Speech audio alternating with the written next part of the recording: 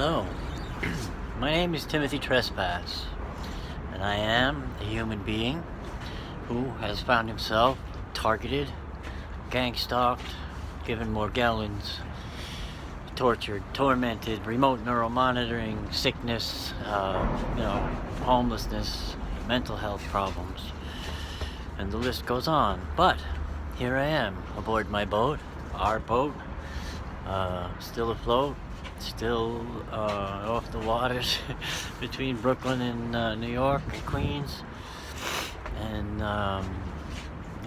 getting by day. A lot has changed and a lot has remained the same. As you can see, I'm standing here in the back of the boat. I think they call this the cockpit, and I got a roof over my head. This didn't used to be here. I built it. I had to put beams and plywood and sheet metal, and I had a friend who had lent me some solar panels, big solar panel like the one over there. He lent me 2 of them, almost 500 watts, but he needed them to do some building in Pennsylvania. He's building a container house for some friends or something, and I needed them, so I lost my roof, and I also lost the way that I collect the water that goes into the rain barrel. So thank God we had a little money put aside, and we were able to purchase some solar panels to replace the ones that I lost. And I grabbed some plywood and some cheap plastic I had around. I had this plexiglass sheet somebody gave me, and we managed to get 3 additional energy panels. So now we got 1, 2, 3, 4, 500 watts of solar, and this plastic stuff on the roof, the water, the roof is slanted, so the water drains into this gutter thing here, and the gutter gets collected into it. So now we got well, that's a pretty boat. Never saw that one before. Somebody's here with a new boat. Anyway, yeah, nice boat. I wonder whose it is. Anyway, a lot of changes around here. We got 30 something boats over here. 10 belong to one guy, 10 belong to another guy, and there's another one. There's another new boat. There's 2 new boats over there. Wow, man, you blink your eyes around here and stuff changes. That's a nice boat too. I wonder who that belongs to. Anyway, I tried to move my sailboat over here, and they promptly yelled at me and told me, take it away. And then the spot I was trying to put it in, over there, the guy came 2 days later and put a boat there. And then the guy who told me not to put my boat there put his 2 boats over there, from over there, and the place where the Coast Guard said they're not supposed to. Hey, look at this exciting, big, large. A lot of people come down here to see what's going on. There's a marina here, is there gas here, is there... Anyway, so that's interesting. 2 new beautiful boats. Anyway, so we got the nice solar panels. Over here we got our chimney, and down there, that little thing is the exhaust for the diesel heater. I bought one of these cheap $100 Chinese diesel heaters. That's what this tank here is for. This is a diesel fuel tank, 10-liter tank, and it runs down through here, goes inside. The solar panels we're using to charge the batteries, so that this diesel heater up here, this Chinese, I don't know if you can read that, blah blah blah, this Chinese diesel heater, which blows hot air out of this tube and sucks air into there, and has a little control panel thing here that lets you turn it on. Oh, there it goes. And then it has a thing to set you can set the number of pump.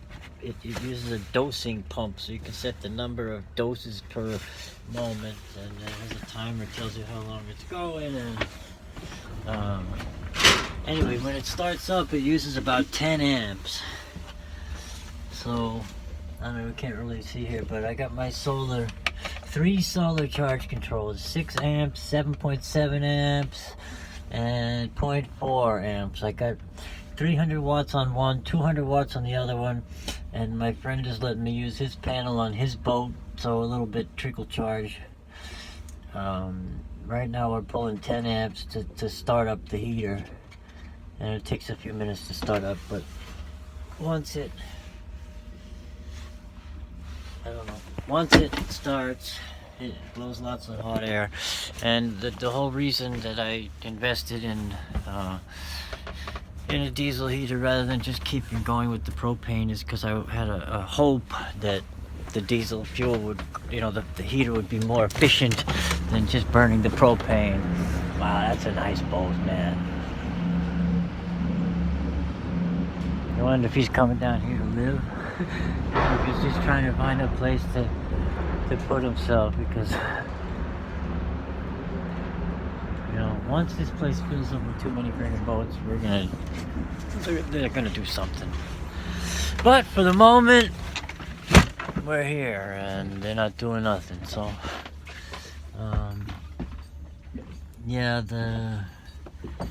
it's been pretty quiet since we all had to move around because of the Coast Guard, and they haven't really come back. The police do their regular patrols, and the fire department does their patrols, and all that stuff. So when the diesel heater fires up, it does some clicking, and then the pump comes on. That's this thing over here, and then once it gets going, these lights light up over here, and it can actually blow quite a lot of hot air. Okay, so that's all about I got to share now. We're getting the rainwater again. We're still doing the same stuff, day after day. Go to a doctor, come home, do a little work online, and struggle with the torment and the voices and the sickness and the attacks and the aging and the weakness and the overwhelming level of experience. It's like all of my senses, my sight, sound, taste, touch, smell, hearing, everything has been somehow increased. Not so much like it didn't make me better. You'd think, oh yeah, I can hear everything, smell everything, but I can smell people's cologne from 3 blocks away, stuff like that. It's not easy, it's almost like being autistic or something. The amount of information becomes overwhelming, and you just want it to stop. It took me a while to understand what exactly, because it's really hard to deal with. It's like, and I start screaming, yelling, please shut up, stop, leave me alone, and it just, it doesn't stop, and it's just very overwhelming, and it's taking a toll, of course. Petra, I'm helping her. She's getting her green card. We put in the form. She did the biometrics, so she's on her way to getting her replacement green card. Her passport, we paid the money. We went down there. We did the biometrics. We filled out the forms. We gave them the pictures, and she's waiting for them to tell her to come and pick it up. See, now the heater is running here. Anyway, it blows quite a lot of air, and it's quite warm. So anyway, once we get her identification, then we can apply for benefits for her. I've been taking her to the psychiatrist regularly every month, and to the therapy, and to the regular physician and everything, to forge the relationships with the doctors, and to make a paper trail of evidence that shows that her mental status is what it is, and her diagnosis is what it is. Basically just trying to follow the same path that I followed to get her some benefits, because what they've done to us really affected our ability to function normally in the world and made it almost impossible. You know, it's like, yeah, I can walk and talk and speak and lift 20 pounds and ride my bike even still and figure out how to get from point A to point B when I have my phone. Petra can pretty much do most of that stuff, but she gets lost a lot. And sometimes I forget where I am or what I'm doing. Haven't quite forgotten my name yet, but it's like, you know, it's scary. You're sitting in a car or taxi you paid to take you somewhere, and you realize, and you're sitting, and you look around, and you're like, why am I in a car? Where am I going? Not wanting to ask the driver, where is he taking you, because you don't want to seem insane, but, you know, moments like that are like, oh. I've been getting these terrible headaches, besides the ear ringing, and the, you know, the pain is just the weakness, the sickness, the vomiting, and I'm going to neurology appointments. I quit smoking cigarettes. You know, I don't know. They don't seem to do anything except take lots of pictures and take my money. You know, nobody's saying, "Oh, we know what's wrong with you, and we can help." And then the pain, of course, they're like, nobody wants to give me anything for the pain. They're like, take Tylenol. I'm like, I take so much Tylenol, I'm gonna get an ulcer. You know, I stopped taking all that stuff because I took so much of it to try to stop the pain. I guess I just can't. The battle between the pain, the level of pain, and, you know, trying to be healthy. Anyway, I do my best. And, I want to thank everybody who cares, everybody who sent donations, everybody who looked by us and stood by us and reached out to us.